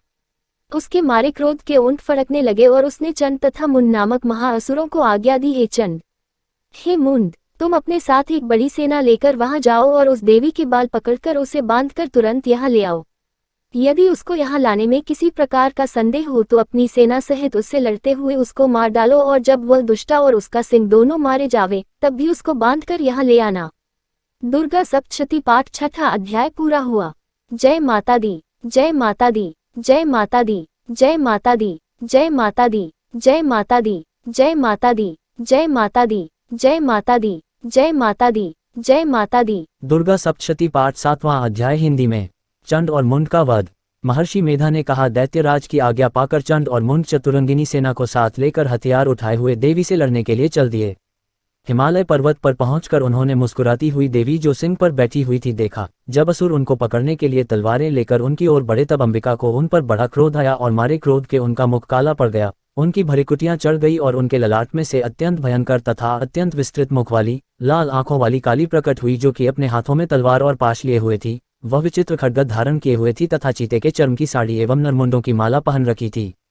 उसका मांस सूखा हुआ था और शरीर केवल हड्डियों का ढांचा था और जो भयंकर शब्द से दिशाओं को पूर्ण कर रही थी, वह असुर सेना पर टूट पड़ी और दैत्यों का भक्षण करने लगी। वह पार्श्व रक्षकों, अंकुशधारी महावतों, हाथियों पर सवार योद्धाओं और घंटा सहित हाथियों को एक हाथ से पकड़ दोकर अपने मुंह में डाल रही थी और इसी प्रकार वह घोड़ों, रथों, सारथियों व रथों में बैठे हुए सैनिकों को मुंह में डालकर भयानक रूप से चबा रही थी। किसी के केश पकड़कर, किसी को पैरों से दबाकर और किसी दैत्य को छाती से मसलकर मार रही थी। वह दैत्य के छोड़े हुए बड़े 2 अस्त्र शस्त्रों को मुंह में पकड़कर और क्रोध में भर उनको दांतों में पीस रही थी। उसने कई बड़े 2 असुर भक्षण कर डाले, कितनों को रौंद डाला और कितनी उसकी मार के मारे भाग गए, कितनों को उसने तलवार से मार डाला, कितनों को अपने दांतों से समाप्त कर दिया और इस प्रकार से देवी ने क्षण भर में संपूर्ण दैत्य सेना को नष्ट कर दिया। यह देख महापराक्रमी चंड काली देवी की ओर पलका और मुंड ने भी देवी पर अपने भयानक बाणों की वर्षा आरंभ कर दी और अपने हजारों चक्र उस पर छोड़े। उस समय वह चमकते हुए बाण व चक्र देवी के मुख में प्रविष्ट हुए इस प्रकार देख रहे थे जैसे मानो बहुत से सूर्य मेघों की घटा में प्रविष्ट हो रहे हों। इसके पश्चात भयंकर शब्द के साथ काली ने अत्यंत जोश में भरकर विकट अट्टहास किया। उसका भयंकर मुख देखा नहीं जाता था, उसके मुख से श्वेत दांतों की पंक्ति चमक रही थी। फिर उसने तलवार हाथ में लेकर हूँ शब्द कहकर चंड के ऊपर आक्रमण किया और उसके केश पकड़कर उसका सिर काटकर अलग कर दिया। चंड को मरा हुआ देखकर मुंड देवी की ओर लपका, परंतु देवी ने क्रोध में भरे उसे भी अपनी तलवार से यमलोक पहुंचा दिया। चंड और मुंड को मरा हुआ देखकर उसकी बाकी बची हुई सेना वहां से भाग गई। इसके पश्चात काली चंड और मुंड के कटे हुए सिरों को लेकर चंडिका के पास गई और प्रचंड अट्टहास के साथ कहने लगी, हे देवी, चंड और मुंड 2 महादैत्यों को मारकर तुम्हें भेंट कर दिया है। अब शुंभ और निशुंभ का तुमको स्वयं वध करना है। महर्षि मेधा ने कहा, वहां लाए हुए चंड और मुंड के सिरों को देखकर कल्याणकाई चंडी ने काली से मधुर वाणी में कहा, हे देवी, तुम चून की चंड और मुंड को मेरे पास लेकर आई हो, अतः संसार में चामुंडा के नाम से तुम्हारी ख्याति होगी। दुर्गा सप्तशती पाठ 7वां अध्याय पूरा हुआ। जय माता दी, जय माता दी, जय माता दी, जय माता दी, जय माता दी, जय माता दी, जय माता दी, जय माता दी, जय माता दी, जय माता दी, जय माता दी। दुर्गा सप्तशती पाठ 8वां अध्याय हिंदी में। रक्तबीज वध। महर्षि मेधा ने कहा, चंड और मुंड नामक असुरों के मारे जाने से और बहुत सी सेना के नष्ट हो जाने से असुरों के राजा प्रतापी शंभु ने क्रोध युक्त होकर अपनी संपूर्ण सेना को युद्ध के लिए तैयार होने की आज्ञा दी। उसने कहा, अब उदयुद्ध नामक 86 असुर सेनापति अपनी सेनाओं के साथ युद्ध के लिए जाएं और कंबु नामक 84 सेनापति भी युद्ध के लिए जाएं और कोटिवीर्य नामक 50 सेनापति और धौम्रकुल नाम के 100 सेनापति प्रस्थान करें। कालिक, दोहृद, मौर्य और कालकेय यह दैत्य भी मेरी आज्ञा से सचकर युद्ध के लिए कूच करें। भयानक शासन करने वाला असुरों का स्वामी शुंभ इस प्रकार आज्ञा देकर बहुत बड़ी सेना के साथ युद्ध के लिए चला। उसकी सेना को अपनी ओर आता देखकर चंडिका ने अपनी धनुष की टिनकोर से पृथ्वी और आकाश के बीच का भाग गुंजा दिया। हे राजन, इसके पश्चात देवी के सिंह ने दहाड़ना आरंभ कर दिया और अंबिका के घंटे के शब्दों ने उस ध्वनि को और भी बढ़ा दिया। धनुष की टिनकोर, शेर की दहाड़ और घंटे के शब्द से पृथ्वी और आकाश के बीच का भाग गूंज उठा और इसके साथ ही देवी ने अपने मुख को और भी भयानक बना लिया। ऐसे भयंकर शब्द को सुनकर राक्षसी सेना ने देवी तथा सिंह को चारों ओर से घेर लिया। हे राजन, उस समय दैत्यों के नाश के लिए और देवताओं के हित के लिए ब्रह्मा, शिव, कार्तिकेय, विष्णु तथा इंद्र आदि देवों की शक्तियां जो अत्यंत पराक्रम और बल से संपन्न थी, उनके शरीर से निकलकर उसी रूप में चंडिका देवी के पास गई। जिस देवता का जैसा रूप था, जैसे आभूषण थे और जैसा वाहन था, वैसा ही रूप, आभूषण और वाहन लेकर उन देवताओं की शक्तियां दैत्यों से युद्ध करने के लिए आई। हंस युक्त विमान में बैठकर और रुद्राक्ष की माला तथा कमंडलू धारण करके ब्रह्मा जी की शक्ति आई। वृषभ पर सवार होकर, हाथ में त्रिशूल लेकर, महानाग का कंकण पहनकर और चंद्ररेखा से भूषित होकर भगवान शंकर की शक्ति माहेश्वरी आई और मोर पर आरूढ़ होकर हाथ में शक्ति लिए दैत्यों से युद्ध करने के लिए कार्तिकेय जी की शक्ति उन्हीं का रूप धारण करके आई। भगवान विष्णु की शक्ति गरुड़ पर सवार होकर शंख, चक्र, श्रांत, गदा, धनुष तथा खंडक हाथ में लिए हुए आई। श्रीहरि की शक्ति वाराही, वाराह का शरीर धारण करके आई और नरसिंह के समान शरीर धारण करके उनकी शक्ति नारसिंही भी आई। उसकी गर्दन के झटकों से आकाश के तारे टूट पड़ते थे और इसी प्रकार देवराज इंद्र की शक्ति ऐन्द्री भी ऐरावत के ऊपर सवार होकर आई। पश्चात इन देव शक्तियों से घिरे हुए भगवान शंकर ने चंडिका से कहा, मेरी प्रसन्नता के लिए तुम शीघ्र ही इन असुरों को मारो। इसके पश्चात देवी के शरीर में से अत्यंत उग्र रूप वाली और सैकड़ों गीदड़ियों के समान आवाज करने वाली चंडिका शक्ति प्रकट हुई। उस अपराजिता देवी ने धूमिल जटा वाले भगवान श्री शंकर जी से कहा, हे प्रभो, आप मेरी ओर से दूत बनकर शुंभ और निशुंभ के पास जाए और उन अत्यंत गर्वीले दैत्यों से कहिए तथा उनके अतिरिक्त और भी जो दैत्य वहां युद्ध के लिए उपस्थित हों, उनसे भी कहिए, जो तुम्हें अपने जीवित रहने की इच्छा हो तो त्रिलोकी का राज्य इंद्र को दे दो। देवताओं को उनका यज्ञ भाग मिलना आरंभ हो जाए और तुम पाताल को लौट जाओ। किंतु यदि बल के गर्व से तुम्हारी लड़ने की इच्छा हो तो फिर आ जाओ, तुम्हारे मांस से मेरी योगिनियां तृप्त होंगी। चूंकि उस देवी ने भगवान शंकर को दूत के कार्य में नियुक्त किया था, इसलिए वह संसार में शिवदूती के नाम से विख्यात हुई। भगवान शंकर से देवी का संदेश पाकर उन दैत्यों के क्रोध का कोई आर पार न रहा और वह जिस स्थान पर देवी विराजमान थी वहां पहुंचे और जाने के साथ ही उस पर बाणों और शक्तियों की वर्षा करने लगे। देवी ने उनके फेंके हुए बाणों, शक्तियों, त्रिशूल और फरसों को अपने वाणों से काट डाला और काली देवी उस देवी के साथ आगे खड़ी होकर शत्रुओं को त्रिशूल से विदीर्ण करने लगी और खटवांग से कुचलने लगी। ब्राह्मणी जिस तरफ दौड़ती थी उसी तरफ अपने कमंडलू का जल छिड़क कर दैत्यों के वीर्य व बल को नष्ट कर देती थी और इसी प्रकार माहेश्वरी त्रिशूल से, वैष्णवी चक्र से और अत्यंत कोपवाली कौमारी शक्ति द्वारा असुरों को मार रही थी और ऐद्री के बाजू के प्रहार से सैकड़ों दैत्य रक्त की नदियां बहाते हुए पृथ्वी पर सो गए। वाराही ने कितने ही राक्षसों को अपनी थूथन द्वारा मृत्यु के घाट उतार दिया। दाढ़ों के अग्रभाग से कितने ही राक्षसों की छाती को चीर डाला और चक्र की चोट से कितनों ही को विदीर्ण करके धरती पर डाल दिया।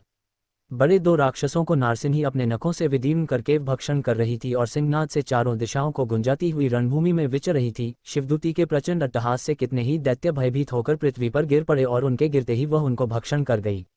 इस तरह क्रोध में भरे हुए मातृगणों द्वारा नाना प्रकार के उपायों से बड़े बड़े असुरों को मरते हुए देखकर राक्षसी सेना भाग खड़ी हुई और उनको इस प्रकार भागता देखकर रक्तबीज नामक महापराक्रमी राक्षस क्रोध में भरकर युद्ध के लिए आगे बढ़ा। उसके शरीर से रक्त की बूंदें पृथ्वी पर जैसे ही गिरती थी तुरंत वैसे ही शरीर वाला तथा वैसा ही बलवान दैत्य पृथ्वी से उत्पन्न हो जाता था। रक्तबीज गदा हाथ में लेकर ऐद्री के साथ युद्ध करने लगा। जब ऐद्री शक्ति ने अपने वज्र से उसको मारा तो घायल होने के कारण उसके शरीर से बहुत सा रक्त बहने लगा और उसकी प्रत्येक बूंद से उसके समान ही बलवान तथा महापराक्रमी अनेकों दैत्य भयंकर रूप से प्रकट हो गए। वह सबके सब दैत्य बीज के समान ही बलवान तेज वाले थे। वह भी भयंकर अस्त्र शस्त्र लेकर देवियों के साथ लड़ने लगे। जब ऐद्री के वज्र प्रहार से उसके मस्तक पर चोट लगी और रक्त बहने लगा तो उसमें से हजारों ही पुरुष उत्पन्न हो गए। वैष्णवी ने चक्र से और ऐद्री ने गदा से रक्तबीज को चोट पहुंचाई और वैष्णवी के चक्र से घायल होने पर उसके शरीर से जो रक्त बहा उससे हजारों महाअसुर उत्पन्न हुए, जिनके द्वारा यह जगत व्याप्त हो गया। कौमारी ने शक्ति से, वाराही ने खड्ग से और माहेश्वरी ने त्रिशूल से उसको घायल किया। इस प्रकार क्रोध में भरकर उस महादैत्य ने सब मात्र शक्तियों पर पृथक पृथक गदा से प्रहार किया और माताओं ने शक्ति तथा शूल इत्यादि से उसको बार बार घायल किया। उससे सैकड़ों महादैत्य उत्पन्न हुए और इस प्रकार उस रक्तबीज के रुधिर से उत्पन्न हुए असुरों से संपूर्ण जगत व्याप्त हो गया, जिससे देवताओं को भय हुआ। देवताओं को भयभीत देखकर चंडिका ने काली से कहा, हे चामुंडे, अपने मुख को बड़ा करो और मेरे शस्त्रघात से उत्पन्न हुए रक्त बिंदुओं तथा रक्त बिंदुओं से उत्पन्न हुए महाअसुरों को तुम अपने इस मुख से भक्षण करती जाओ। इस प्रकार रक्त बिंदुओं से उत्पन्न हुए महादैत्यों को भक्षण करती हुई तुम रणभूमि में विचरो। इस प्रकार रक्त क्षीण होने से यह दैत्य नष्ट हो जाएगा। तुम्हारे भक्षण करने के कारण अन्य दैत्य नहीं होंगे। काली से इस प्रकार कहकर चंडिका देवी ने रक्तबीज पर अपने त्रिशूल से प्रहार किया और काली देवी ने अपने मुख में उसका रक्त ले लिया। तब उसने गदा से चंडिका पर प्रहार किया। प्रहार से चंडिका को तनिक भी कष्ट न हुआ, किंतु रक्तबीज के शरीर से बहुत सा रक्त बहने लगा, लेकिन उसके गिरने के साथ ही काली ने उसको अपने मुख में ले लिया। काली के मुख में उस रक्त से जो असुर उत्पन्न हुए उनको उसने भक्षण कर लिया और रक्त को पीती गई। तदनंतर देवी ने रक्तबीज को, जिसका की खून काली ने पिया था, चंडिका ने उस दैत्य को वज्र, बाण, खड्ग तथा रिष्टि इत्यादि से मार डाला। हे राजन, अनेक प्रकार के शस्त्रों से मारा हुआ और खून से वंचित वह महादैत्य रक्तबीज पृथ्वी पर गिर पड़ा। हे राजन, उसके गिरने से देवता अत्यंत प्रसन्न हुए और माताएं उन असुरों का रक्त पीने के पश्चात उद्धत होकर नृत्य करने लगी। दुर्गा सप्तशती पाठ 8वां अध्याय पूरा हुआ। जय माता दी, जय माता दी, जय माता दी, जय माता दी, जय माता दी, जय माता दी, जय माता दी, जय माता दी, जय माता दी, जय माता दी, जय माता दी। दुर्गा सप्तशती पाठ 9वां अध्याय हिंदी में। निशुंभ वध। राजा ने कहा, हे ऋषिराज, आपने रक्तबीज के वध से संबंध रखने वाला वृतांत मुझे सुनाया। अब मैं रक्तबीज के मरने के पश्चात क्रोध में भरे हुए शुंभ व निशुंभ ने जो कर्म किया वह सुनना चाहता हूँ। महर्षि मेधा ने कहा, रक्तबीज के मारे जाने पर शुंभ और निशुंभ को बड़ा क्रोध आया और अपनी बहुत बड़ी सेना का इस प्रकार सर्वनाश होते देखकर निशुंभ देवी पर आक्रमण करने के लिए दौड़ा। उसके साथ बहुत से बड़े बड़े असुर देवी को मारने के वास्ते दौड़े और महापराक्रमी शुंभ अपनी सेना सहित चंडिका को मारने के लिए बढ़ा। फिर शुंभ और निशुंभ का देवी से घोर युद्ध होने लगा और वह दोनों असुर इस प्रकार देवी पर बाण फेंकने लगे जैसे मेघों से वर्षा हो रही हो। उन दोनों के चलाए हुए बाणों को देवी ने अपने बाणों से काट डाला और अपने शस्त्रों की वर्षा से उन दोनों दैत्यों को चोट पहुंचाई। निशुंभ ने तीक्ष्ण तलवार और चमकती हुई ढाल लेकर देवी के सिंह पर आक्रमण किया। अपने वाहन को चोट पहुंची देखकर देवी ने अपने क्षुरप नामक बाण से निशुंभ की तलवार व ढाल दोनों को ही काट डाला। तलवार और ढाल कट जाने पर निशुंभ ने देवी पर शक्ति से प्रहार किया। देवी ने अपने चक्र से उसके 2 टुकड़े कर दिए। फिर क्या था, दैत्य मारे क्रोध के जल भुन गया और उसने देवी को मारने के लिए उसकी ओर शूल फेंका, किंतु देवी ने अपने मुके से उसको चूर चूर कर डाला। फिर उसने देवी पर गदा से प्रहार किया। देवी ने त्रिशूल से गदा को भस्म कर डाला। इसके पश्चात वह फरसा हाथ में लेकर देवी की ओर लपका। देवी ने अपने तीखे वाणों से उसे धरती पर सुला दिया।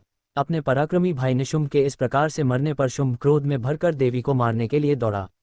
वह रथ में बैठा हुआ उत्तम आयुधों से सुशोभित अपनी 8 बड़ी बड़ी भुजाओं से सारे आकाश को ढके हुए था। शुंभ को आते देखकर देवी ने अपना शंख बजाया और धनुष की टंकोर का भी अत्यंत दुस्सह शब्द किया। साथ ही अपने घंटे के शब्द से, जो कि संपूर्ण दैत्य सेना के तेज को नष्ट करने वाला था, संपूर्ण दिशाओं में व्याप्त कर दिया। इसके पश्चात देवी के सिंह ने भी अपनी दहाड़ से, जिसे सुन बड़े बड़े बलवानों ला मद चूर चूर हो जाता था, आकाश, पृथ्वी और 10 दिशाओं को पूरित कर दिया। फिर आकाश में उछलकर काली ने अपने दांतों तथा हाथों को पृथ्वी पर पटका। उसके ऐसा करने से ऐसा शब्द हुआ जिससे कि उससे पहले के सारे शब्द शांत हो गए। इसके पश्चात शिवदूती ने असुरों के लिए भय उत्पन्न करने वाला अट्टहास किया, जिसे सुनकर दैत्य थर्रा उठे और शुंभ को बड़ा क्रोध हुआ। फिर अंबिका ने उसे, अरे दुष्ट, खड़ा रह कहा तो आकाश से सभी देवता जय हो बोल उठे। शुंभ ने वहां आकर ज्वालाओं से युक्त एक अत्यंत भयंकर शक्ति छोड़ी, जिसे आते देखकर देवी ने अपनी महोल्का नामक शक्ति से काट डाला। हे राजन, फिर शुंभ के सिंहनाद से तीनों लोक व्याप्त हो गए और उसकी प्रतिध्वनि से ऐसा घोर शब्द हुआ जिसने इससे पहले के सब शब्दों को जीत लिया। शुंभ के छोड़े बाणों को देवी ने और देवी के छोड़े बाणों को शुंभ ने अपने बाणों से काट सैकड़ों और हजारों टुकड़ों में परिवर्तित कर दिया। इसके पश्चात जब चंडिका ने क्रोध में भर शुंभ को त्रिशूल से मारा तो वह मूर्छित होकर पृथ्वी पर गिर पड़ा। जब उसकी मूर्छा दूर हुई तो वह धनुष लेकर आया और अपने बाणों से उसने देवी काली तथा सिंह को घायल कर दिया। फिर उस राक्षस ने 10,000 भुजाएं धारण करके चक्रादि आयुधों से देवी को आच्छादित कर दिया। तब भगवती दुर्गा ने कुपित होकर अपने बाणों से उन चक्रों तथा बाणों को काट डाला। यह देखकर निशुंभ हाथ में गदा लेकर चंडिका को मारने के लिए दौड़ा। उसके आते ही देवी ने तीक्ष्ण धार वाले खड्ग से उसकी गदा को काट डाला।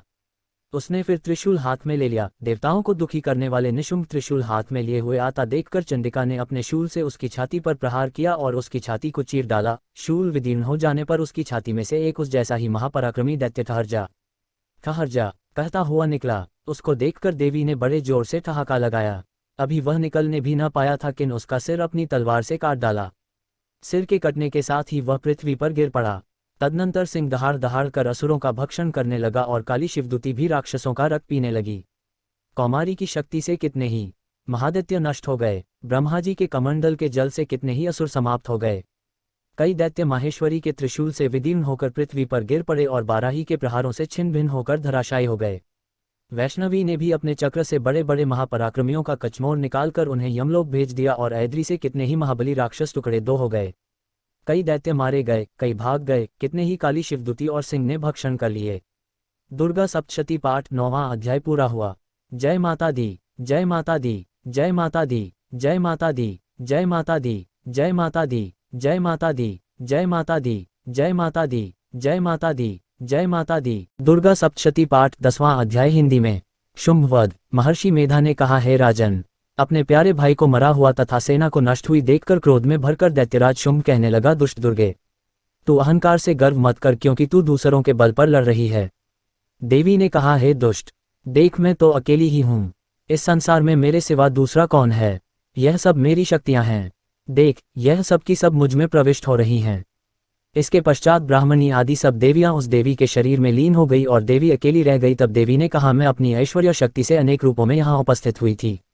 उन सब रूपों को मैंने समेट लिया है। अब अकेली ही यहाँ खड़ी हूँ, तुम भी यहीं ठहरो। महर्षि मेधा ने कहा। तब देवताओं तथा राक्षसों के देखते दो देवी तथा शुंभ में भयंकर युद्ध होने लगा। अंबिका देवी ने सैकड़ों अस्त्र शस्त्र छोड़े। उधर दैत्यराज ने भी भयंकर अस्त्रों का प्रहार आरंभ कर दिया। देवी के छोड़े हुए सैकड़ों अस्त्रों को दैत्य ने अपने अस्त्रों द्वारा काट डाला। इसी प्रकार शुंभ ने जो अस्त्र छोड़े उनको देवी ने अपनी भयंकर हुंकार के द्वारा ही काट डाला। दैत्य ने जब सैकड़ों बाण छोड़कर देवी को ढक दिया तो क्रोध में भरकर देवी ने अपने बाणों से उसका धनुष नष्ट कर डाला। धनुष कट जाने पर दैत्येंद्र ने शक्ति चलाई लेकिन देवी ने उसे भी काट कर फेंक दिया। फिर दैत्येंद्र चमकती हुई ढाल लेकर देवी की ओर दौड़ा, किंतु जब वह देवी के समीप पहुंचा तो देवी ने अपने तीक्ष्ण बाणों से उसकी चमकने वाली ढाल को भी काट डाला। फिर दैत्येंद्र का घोड़ा मर गया, रथ टूट गया, सारथी मारा गया। तब वह भयंकर मुद्गर लेकर देवी पर आक्रमण करने के लिए चला, किंतु देवी ने अपने तीक्ष्ण बाणों से उसके मुद्गर को भी काट दिया।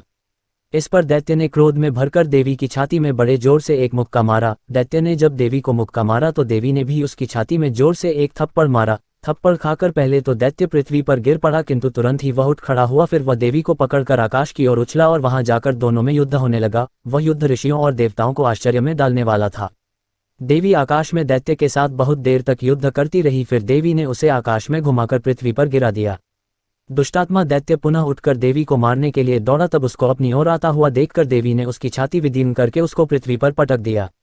देवी के त्रिशूल से घायल होने पर उस दैत्य के प्राण पखेरु उड़ गए और उसके मरने पर समुद्र, द्वीप, पर्वत और पृथ्वी सब कांपने लग गए।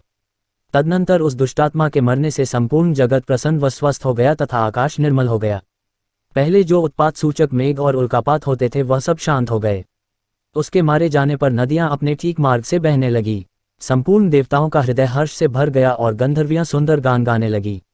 गंधर्व बाजे बजाने लगे और अप्सराएं नाचने लगी। पवित्र वायु बहने लगी। सूर्य की कांति स्वच्छ हो गई। यज्ञशालाओं की बुझी हुई अग्नि अपने आप प्रज्वलित हो उठी तथा चारों दिशाओं में शांति फैल गई। दुर्गा सप्तशती पाठ 10वां अध्याय पूरा हुआ। जय माता दी, जय माता दी, जय माता दी, जय माता दी, जय माता दी, जय माता दी, जय माता दी, जय माता दी, जय माता दी, जय माता दी, जय माता दी। दुर्गा सप्तशती पाठ 11वां अध्याय हिंदी में। देवताओं का देवी की स्तुति करना और देवी का देवताओं को वरदान देना। महर्षि मेधा कहते हैं, दैत्य के मारे जाने पर इंद्रादि देवता अग्नि को आगे करके कात्यायनी देवी की स्तुति करने लगे। उस समय अभीष्ट की प्राप्ति के कारण उनके मुख खिले हुए थे। देवताओं ने कहा, हे शरणागतों के दुख दूर करने वाली देवी, तुम प्रसन्न हो। हे संपूर्ण जगत की माता, तुम प्रसन्न हो। विंध्येश्वरी, तुम विश्व की रक्षा करो क्योंकि तुम इस चर और अचर की ईश्वरी हो। हे देवी, संपूर्ण जगत की आधार रूप हो क्योंकि तुम पृथ्वी रूप में भी स्थित हो और अत्यंत पराक्रम वाली देवी हो। तुम विष्णु की शक्ति हो और विश्व की बीज पर ममाया हो और तुमने ही इस संपूर्ण जगत को मोहित कर रखा है। तुम्हारे प्रसन्न होने पर ही यह पृथ्वी मोक्ष को प्राप्त होती है। हे देवी, संपूर्ण विद्याएं तुम्हारे ही भिन्न भिन्न स्वरूप हैं। इस जगत में जितनी स्त्रियां हैं वह सब तुम्हारी ही मूर्तियां हैं। एकमात्र तुमने ही इस जगत को व्याप्त कर रखा है। तुम्हारी स्तुति किस प्रकार हो सकती है क्योंकि तुम परम बुद्धि रूप हो और संपूर्ण प्राणी रूप स्वर्ग और मुक्ति देने वाली हो। अतः इसी रूप में तुम्हारी स्तुति की गई है। तुम्हारी स्तुति के लिए इससे बढ़कर और क्या युक्तियां हो सकती हैं। संपूर्ण जनों के हृदय में बुद्धि रूप होकर निवास करने वाली, स्वर्ग तथा मोक्ष प्रदान करने वाली है नारायणी देवी, तुमको नमस्कार है। कलाकाष्ठा आदि रूप से अवस्थाओं को परिवर्तन की ओर ले जाने वाली तथा प्राणियों का अंत करने वाली नारायणी तुमको नमस्कार है।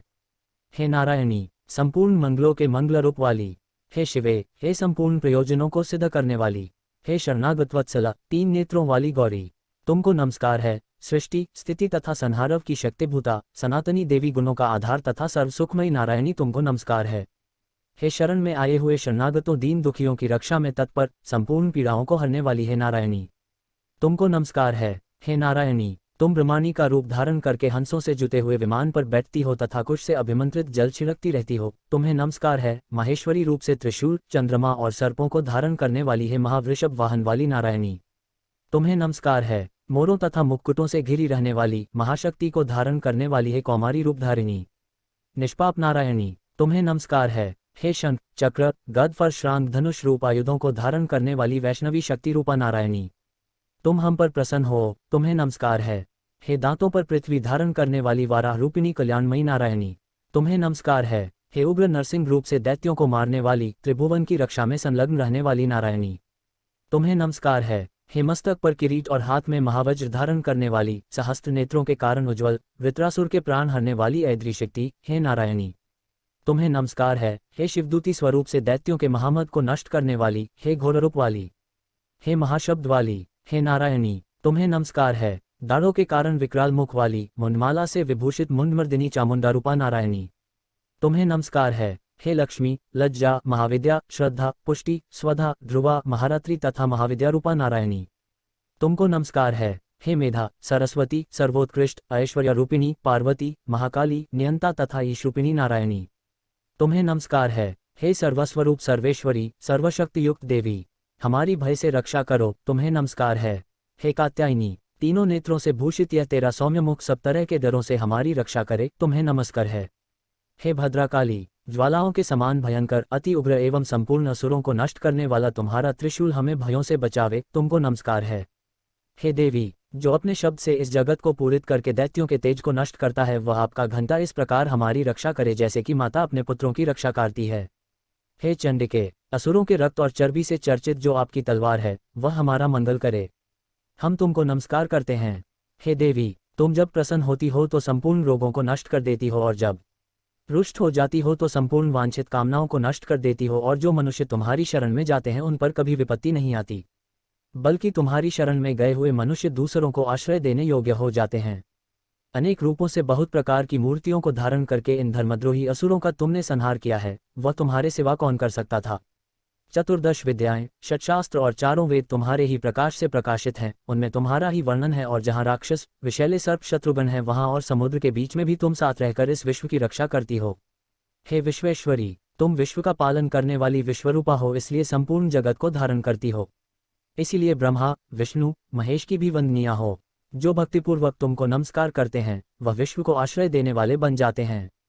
हे देवी, तुम प्रसन्न हो और असुरों को मारकर जिस प्रकार हमारी रक्षा की है, ऐसे ही हमारे शत्रुओं से सदा हमारी रक्षा करती रहो। संपूर्ण जगत के पाप नष्ट कर दो और पापों तथा उनके फल स्वरूप होने वाली महामारी आदि बड़े 2 उपद्रवों को शीघ्र ही दूर कर दो। विश्व की पीड़ा को हरने वाली देवी, शरण में पड़े हुओं पर प्रसन्न हो।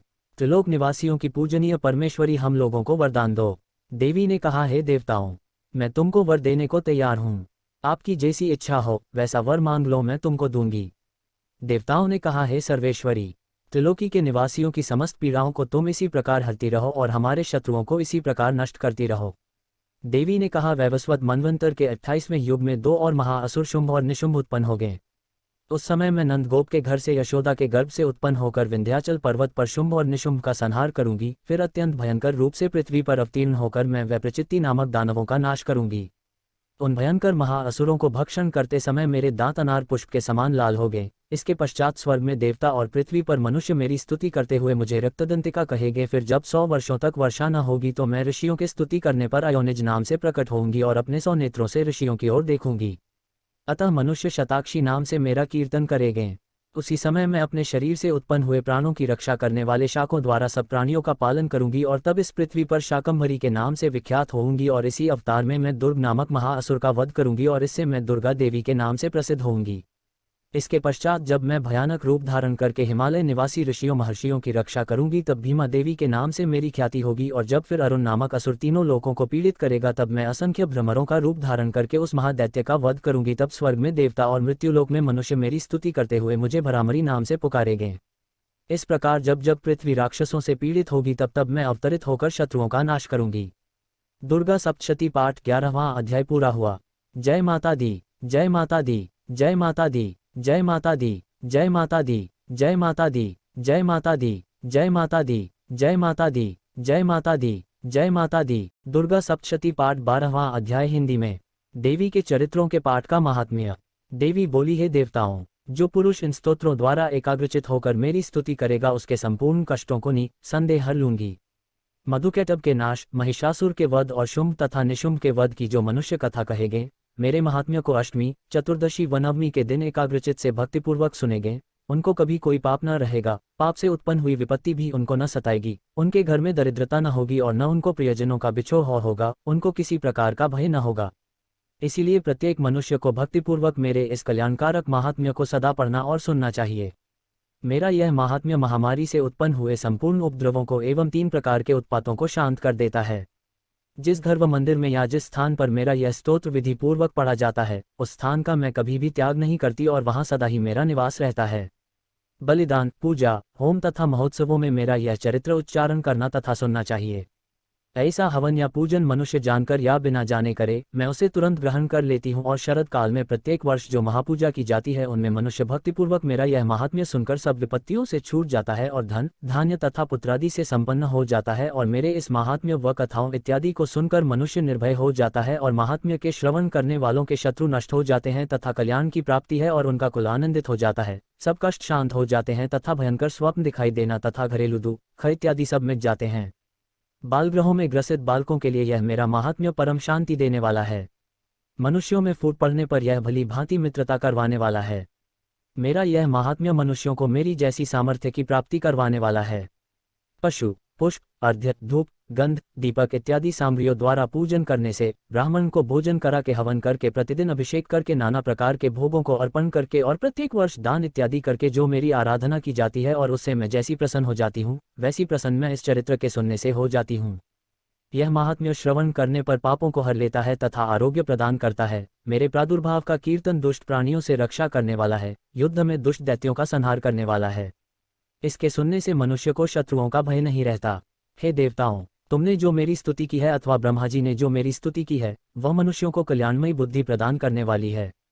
वन में सूने मार्ग में अथवा दावानल से घिर जाने पर, वन में चोरों से घिरा हुआ या शत्रुओं द्वारा पकड़ा हुआ, जंगल में सिंहों से, व्याघ्रों से या जंगली हाथियों द्वारा पीछा किया हुआ, राजा के क्रोध हो जाने पर, मारे जाने के भय से, समुद्र में नाव के डगमगाने पर, भयंकर युद्ध में फंसा होने पर, किसी भी प्रकार की पीड़ा से पीड़ित, घोर बाधाओं से दुखी हुआ मनुष्य मेरे इस चरित्र को स्मरण करने से संकट से मुक्त हो जाता है। मेरे प्रभाव से सिंह, चोर या शत्रु इत्यादि दूर भाग जाते हैं और पास नहीं आते। महर्षि ने कहा, प्रचंड पराक्रम वाली भगवती चंडिका यों कहने के पश्चात सब देवताओं के देखते ही देखते अंतर्धान हो गई और संपूर्ण देवता अपने शत्रुओं के मारे जाने पर पहले की तरह यज्ञ भाग का उपभोग करने लगे और उनको अपने अधिकार फिर से प्राप्त हो गए तथा युद्ध में देवताओं के शत्रुओं शुंभ व निशुंभ के देवी के हाथों मारे जाने पर बाकी बचे हुए राक्षस पाताल को चले गए। हे राजन, इस प्रकार भगवती अंबिका नित्य होती हुई भी बार बार प्रकट होकर इस जगत का पालन करती है, इसको मोहित करती है, जन्म देती है और प्रार्थना करने पर समृद्धि प्रदान करती है। हे राजन, भगवती ही महाप्रलय के समय महामारी का रूप धारण करती है और वही संपूर्ण ब्रह्मांड में व्याप्त है और वही भगवती समय समय पर महाकाली तथा महामारी का रूप बनाती है और स्वयं अजन्मा होती हुई भी सृष्टि के रूप में प्रकट होती है। वह सनातनी देवी प्राणियों का पालन करती है और वही मनुष्य के अभ्युदय के समय घर में लक्ष्मी का रूप बनाकर स्थित हो जाती है तथा अभाव के समय दरिद्रता बनकर विनाश का कारण बन जाती है। पुष्प, धूप और गंध आदि से पूजन करके उसकी स्तुति करने से वह धन एवं पुत्र देती है और धर्म में शुभ बुद्धि प्रदान करती है। दुर्गा सप्तशती पाठ 12वां अध्याय पूरा हुआ। जय माता दी, जय माता दी, जय माता दी, जय माता दी, जय माता दी, जय माता दी, जय माता दी, जय माता दी, जय माता दी, जय माता दी, जय माता दी। दुर्गा सप्तशती पाठ 13वां अध्याय हिंदी में। राजा सुरत और वैश्य को देवी का वरदान। महर्षि मेधा ने कहा, हे राजन, इस प्रकार देवी के उत्तम महात्म्य का वर्णन मैंने तुमको सुनाया। जगत को धारण करने वाली इस देवी का ऐसा ही प्रभाव है। वही देवी ज्ञान को देने वाली है और भगवान विष्णु की इस माया के प्रभाव से तुम और यह वैश्य तथा अन्य विवेकी जन मोहित होते हैं और भविष्य में मोहित होगे। हे राजन, तुम इसी परमेश्वरी की शरण में जाओ। यही भगवती आराधना करने पर मनुष्य को भोग, स्वर्ग तथा मोक्ष प्रदान करती है। मार्कंडेय जी ने कहा, महर्षि मेधा की यह बात सुनकर राजा सुरत ने उन उग्र व्रत वाले ऋषि को प्रणाम किया और राज्य के छिन जाने के कारण उसके मन में अत्यंत ग्लानि हुई और वह राजा तथा वैश्य तपस्या के लिए वन को चले गए और नदी के तट पर आसन लगाकर भगवती के दर्शनों के लिए तपस्या करने लगे। दोनों ने नदी के तट पर देवी की मूर्ति बनाई और पुष्प, धूप, दीप तथा हवन द्वारा उसका पूजन करने लगे। पहले उन्होंने आहार को कम कर दिया, फिर बिल्कुल निराहार रहकर भगवती में मन लगाकर एकाग्रतापूर्वक उसकी आराधना करने लगे। वह दोनों अपने शरीर के रक्त से देवी को बलि देते हुए 3 वर्ष तक लगातार भगवती की आराधना करते रहे। 3 वर्ष के पश्चात जगत का पालन करने वाली चंडिका ने उनको प्रत्यक्ष दर्शन देकर कहा, देवी बोली, हे राजन तथा अपने कुल को प्रसन्न करने वाले वैश्य, तुम जिस वर की इच्छा रखते हो वह मुझसे मांगो, वह वर मैं तुमको दूंगी क्योंकि मैं तुम पर अत्यंत प्रसन्न हूँ। मार्कंडेय जी कहते हैं, यह सुन राजा ने अगले जन्म में नष्ट न होने वाला अखंड राज्य और इस जन्म में बलपूर्वक अपने शत्रुओं को नष्ट करने के पश्चात अपना पुनः राज्य प्राप्त करने के लिए भगवती से वरदान मांगा और वैश्य ने भी, जिसका चित्त संसार की ओर से विरक्त हो चुका था, भगवती से अपनी ममता तथा अहंकार रूप आसक्ति को नष्ट कर देने वाले ज्ञान को देने के लिए कहा। देवी ने कहा, हे राजन, तुम शीघ्र ही अपने शत्रुओं को मारकर पुनः अपना राज्य प्राप्त कर लोगे। तुम्हारा राज्य स्थिर रहने वाला होगा। फिर मृत्यु के पश्चात आप सूर्यदेव के अंश से जन्म लेकर सावर्णिक मनु के नाम से इस पृथ्वी पर ख्याति को प्राप्त होगे। हे वैश्य, कुल में श्रेष्ठ आपने जो मुझसे वर मांगा है वह आपको देती हूँ। आपको मोक्ष को देने वाले ज्ञान की प्राप्ति होगी। मार्कंडेय जी कहते हैं, इस प्रकार उन दोनों को मनोवांछित वर प्रदान करता था। उनसे अपनी स्तुति सुनकर भगवती अंतर्धान हो गई और इस प्रकार क्षत्रियों में श्रेष्ठ वह राजा सुरत भगवान सूर्यदेव से जन्म लेकर इस पृथ्वी पर सावर्णिक मनु के नाम से विख्यात हुए। दुर्गा सप्तशती पाठ 13वां अध्याय पूरा हुआ। दुर्गा सप्तशती पाठ संपूर्ण। जय माता दी, जय माता दी, जय माता दी, जय माता दी, जय माता दी, जय माता दी, जय माता दी, जय माता दी, जय माता दी, जय माता दी, जय माता दी। अगर आपको ये कथा प्रसंग अच्छी लगी हो तो ऐसी ही और धार्मिक कथा प्रसंग को सुनने के लिए आप हमारे YouTube चैनल को सब्सक्राइब, लाइक और ज़्यादा से ज़्यादा लोगों के साथ शेयर करें। अपने विचार हमें कमेंट बॉक्स में जरूर भेजें। धन्यवाद।